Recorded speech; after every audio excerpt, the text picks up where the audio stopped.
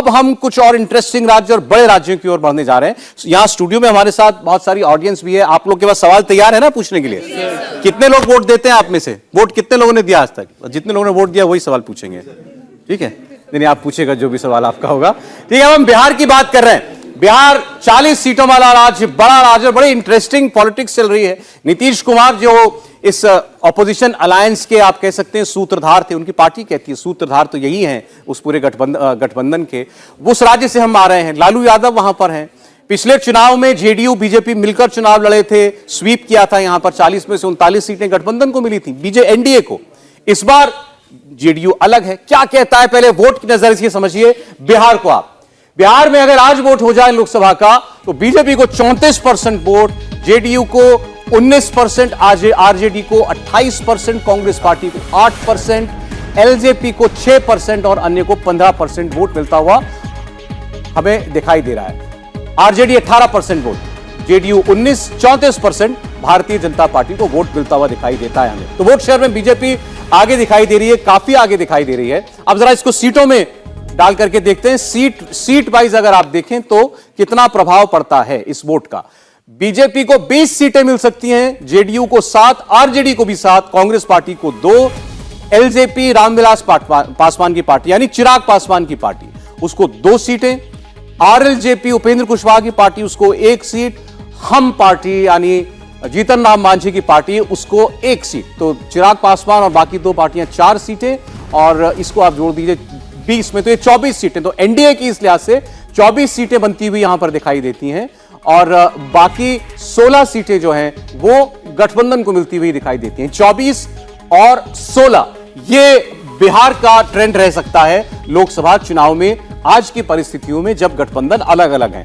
अब एक बार जरा हम इसको रीजन वाइज अगर देख लें, नॉर्थ बिहार की 12 सीटें हैं तो नॉर्थ बिहार में 8 एनडीए को और 4 इंडिया अलायंस को मिलती हुई हमें दिखाई देती हैं।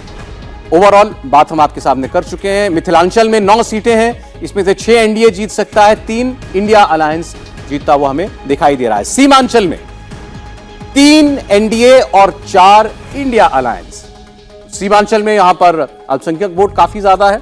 यहां पर आप देखेंगे इंडिया अलायंस को ज्यादा सीटें, एनडीए को कम सीट मिलती हुई दिखाई दे रही है। भोजपुर में एनडीए को 7 सीटें और इंडिया अलायंस को 5 सीटें। और ओवरऑल जैसा हमने आपको बताया हमारे सर्वे के मुताबिक बिहार की मौजूदा परिस्थितियों के अंदर 24 सीटें एनडीए को, 16 सीटें महागठबंधन को या इंडिया अलायंस को मिल सकती हैं। जी एक छोटा सा क्लैरिफिकेशन है, ये जो 1 सीट है अन्य का वो पशुपति कुमार पारस की सीट है, एलजेपी की सीट है। एलजेपी की सीट है राष्ट्रीय। तो उसको भी हम एनडीए में जोड़ दें? एनडीए में जोड़ेंगे, लेकिन वो उपेंद्र कुशवाहा की पार्टी नहीं है। आपने शायद गलती से बोल दिया तो उपेंद्र कुशवाहा की पार्टी, वो पशुपति कुमार पारस की पार्टी है, आरएलजेपी जिसको कहते हैं। आप पशुपति नहीं, अभी आप किसकी बात कर रहे हैं? एलजेपी आर तो चिराग पासवान की पार्टी, पासवान, क्योंकि आरएलजेपी पशुपति कुमार पारस की पार्टी है, राष्ट्रीय लोक जनशक्ति पार्टी। अच्छा ठीक। उपेंद्र कुशवाहा 0 होंगे, उपेंद्र कुशवाहा 0 है इसमें। तो 24 सीट जो है वो एनडीए को मिलती हुई दिखाई दे रही है। तो 39 से 24 ग्राफ यहां जा रहा है। प्रदीप जी बिल्कुल, देखिए तो इसका मतलब यह है कि 19 की तुलना में बीजेपी को 3 सीट का फायदा हो रहा है और एनडीए को 13 सीट का नुकसान हो रहा है। 39 सीट मिली थी एनडीए को और इस बार जो है 24 सीटें मिलती हुई दिखाई दे रही हैं। लेकिन एक बात मुझे समझ में नहीं आ रही, ये भावेश जी बताएंगे कि जेडीयू का वोट शेयर आरजेडी से ज्यादा कैसे है? जेडीयू का आरजेडी से ज्यादा नहीं है, लगभग 18% जेडीयू का आरजेडी का है, 19% नहीं 17.74% जेडीयू का, 18 पॉइंट समथिंग। आप बता दीजिए, कई बार ग्राफिक में गलती हो जाती है, आप एक बार बता दीजिए। मैं जेडीयू का वोट शेयर बताओ। जेडीयू का लगभग 17.74% है और आरजेडी का 18.59% है। 1% का ही फर्क है, 1% का ये फर्क थोड़ा जो है। लेकिन मुझे तो ये लॉजिक समझ में नहीं आ रही कि जेडीयू का इतना अलग अलग क्यों किया है? आरजेडी, जेडीयू, कांग्रेस, ये तो एक बिल्कुल एक ही है सर, बिल्कुल अलायंस को अलग अलग पार्टीज में क्यों आपने बांट दिया? आपको पता है कौन सी सीटों पे जेडीयू और आरजेडी चुनाव लड़ेगी? का क्या वोट शेयर सर आपको पता है, वही तो पूछ रहा हूँ। लेकिन सर जब सीट का कन्वर्ट हुआ है तब हमने उसको अलायंस को कंसीडर किया, लेकिन जब आप वोट शेयर का करेंगे तो अभी नहीं पता ना कौन सी सीटें कौन चुनाव लड़ने वाली है, नहीं पता है, किसी को नहीं पता है, खुद मेरे ख्याल से नीतीश कुमार को भी नहीं पता होगा। इधर भी एनडीए में भी अलग अलग बताया, वोट शेयर तो अलग अलग ही बताया। यस, वोट शेयर सीट सबका अलग जो अलग है, बताया हमने, लेकिन जब वो सीट को कन्वर्ट किया तो वो एक फैक्टर हमने जरूर देखा कि इस पर्टिकुलर सीट पे जो 3-4 पार्टी हैं उसमें कौन सी पार्टी किधर अलायंस है, उसका वोट का कन्वर्जन किस तरह हो सकता है। नहीं, मुझे तो ये भी लगता है ना, भावेश जी ने आंकड़ा बता दिया, अब नीतीश जी कहेंगे बराबर बराबर बांटो, अब लालू जी को ज्यादा सीट नहीं दे। मेरे ख्याल से प्लान ही वही है उनका। कहेंगे कि ये थोड़ी ना होगा। और मुझे लगता है कि अलायंस तो अभी बना नहीं है ना, अलायंस तो एक सहमति बनी है। उसके अलावा सीपीआई एमएल भी है अलायंस में। हाँ, बहुत सी पार्टियां हैं, तब उसको, लेकिन मुझे जो लगता है इस पर एक जो प्रदीप जी ने कहा बड़ा महत्वपूर्ण है कि वो एनडीए घटा लेकिन बीजेपी बढ़ी।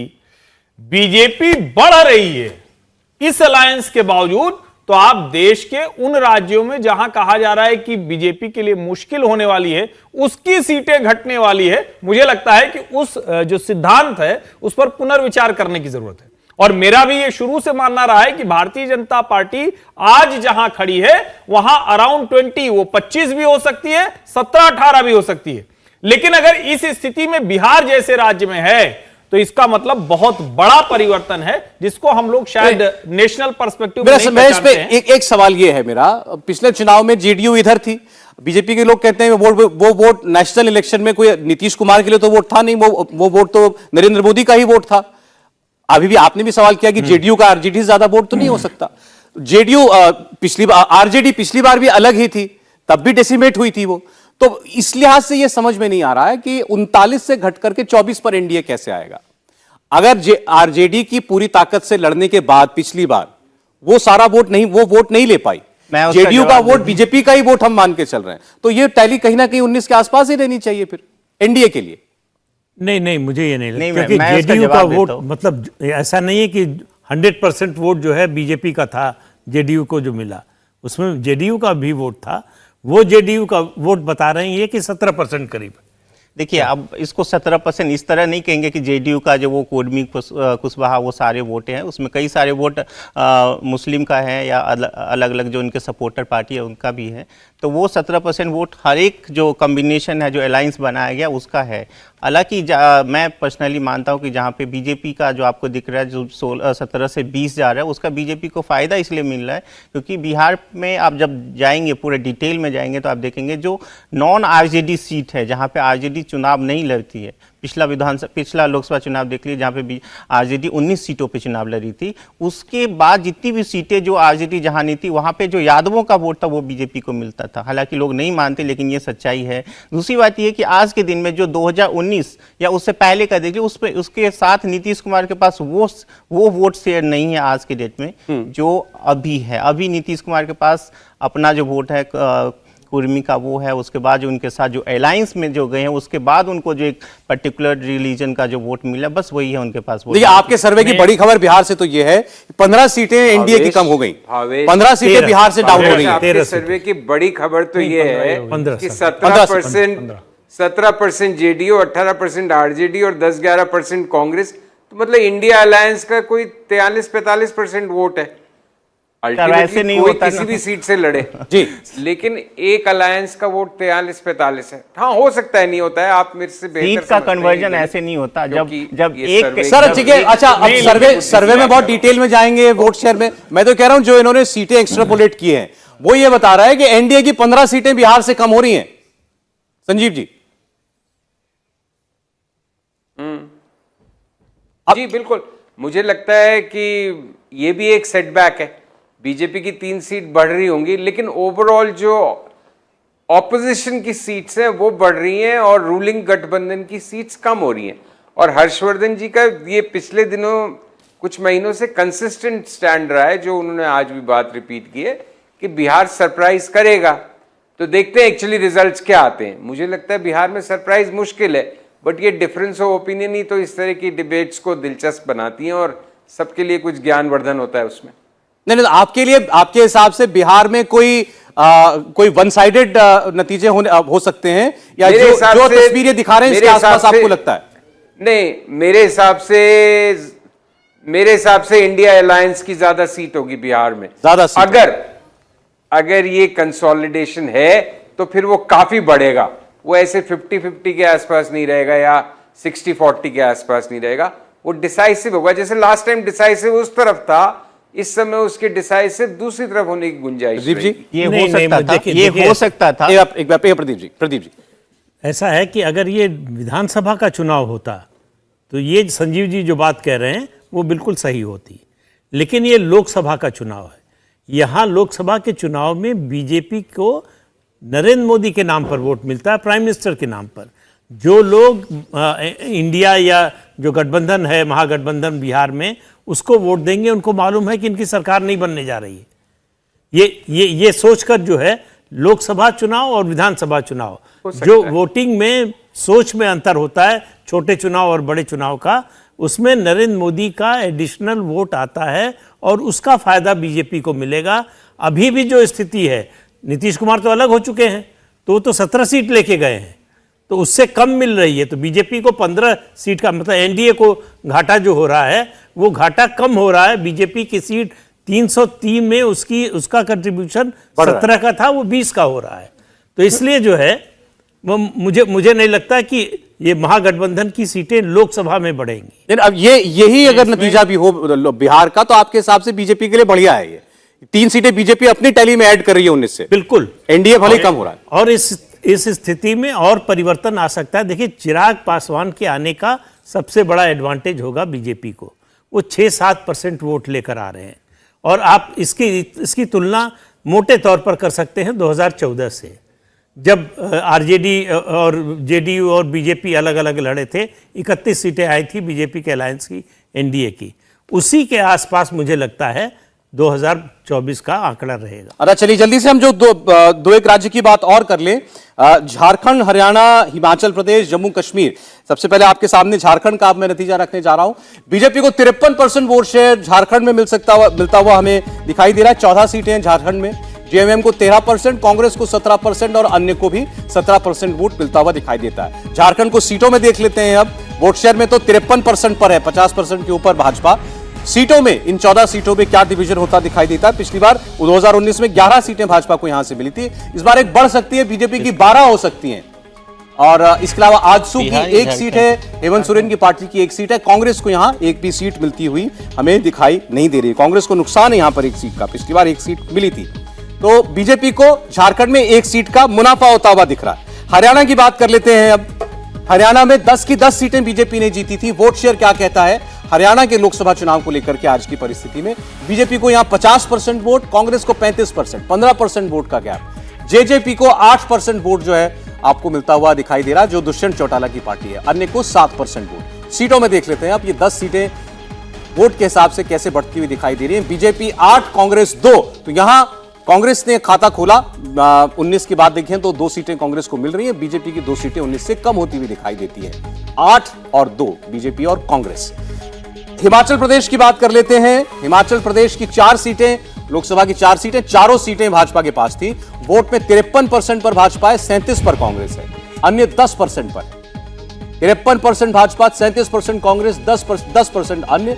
सीटों में देखते हैं क्या ये चारों सीटें बीजेपी रिटेन करती हुई दिख रही है अभी भी?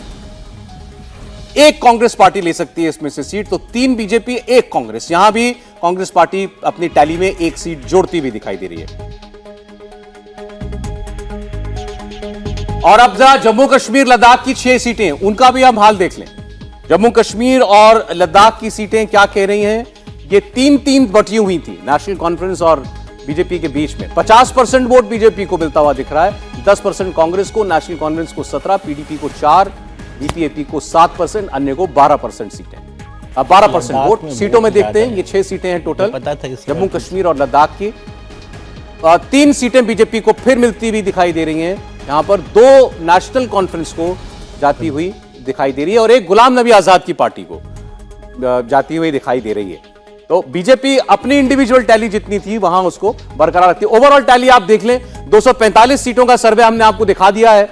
245 में से 139 सीटें बीजेपी प्लस अलायंस जीत सकते हैं। इंडिया अलायंस को 70 सीट और अन्य को 36 सीट मिलती हुई दिखाई दे रही है। तो लगभग दुगने का गैप है एनडीए और इंडिया अलायंस के बीच में। जी, आप में से किसी के पास कोई सवाल पूछना चाहते हैं? अच्छा, लीजिए, आप पहले पूछिए।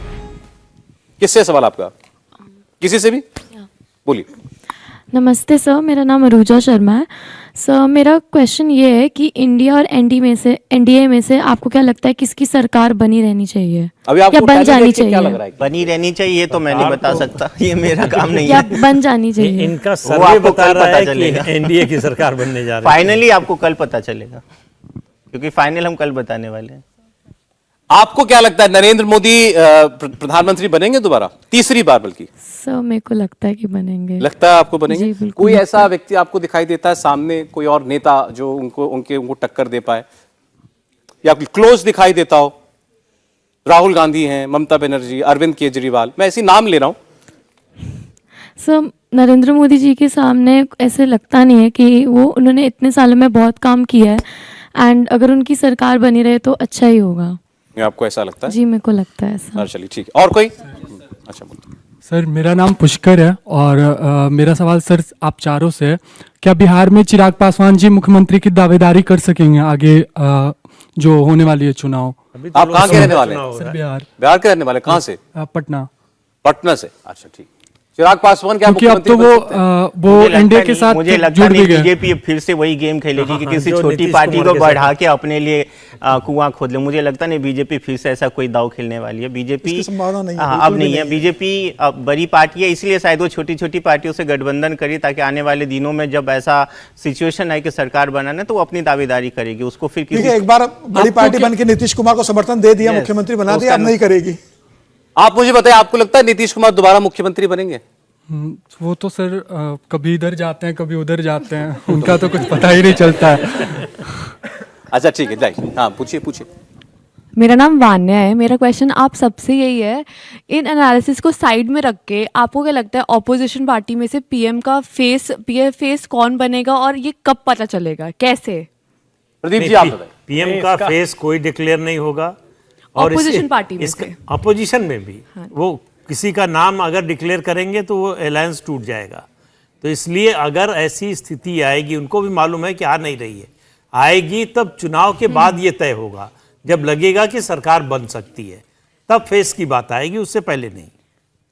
पर आमतौर पे जो सवाल पूछा जाता है कि विपक्षी की तरफ से लीजिए। कौन हो सकता है, तो उसमें बैठिए, राहुल बैठिए, गांधी सबसे बैठिए। फ्रंट रनर दिखते हैं।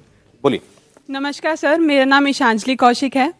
सर, मैं ये पूछना चाहती हूँ कि जैसे हर किसी देश के अधिकतर कोनों में अगर किसी की गली भी टूट जाती है तो वो मोदी जी को याद करते हैं। मोदी जी से लोगों की अटैचमेंट बहुत ज़्यादा है, जबकि जो रीजनल पार्टीज़ हैं वो इतनी पॉपुलर नहीं हैं लोगों के बीच में। तो क्या मोदी जी की अटैचमेंट उनको इस बार जीत दिला पाएगी? Does popularity really works? नहीं, देखिए, जो दूसरी पार्टियां हैं खासतौर से रीजनल पार्टीज, वो अपने इलाकों में बहुत मजबूत है। इसलिए जब विधानसभा का चुनाव होता है तो वो उनकी ताकत तब दिखाई देती है। लोकसभा चुनाव में प्रधानमंत्री नरेंद्र मोदी का, हम लोग सब लोग बार बार कह रहे हैं कि उनका अपना 8-10% वोट आता है पार्टी के वोट के ऊपर। इसका एडवांटेज उनको मिलता है, उनकी पार्टी को मिलता है।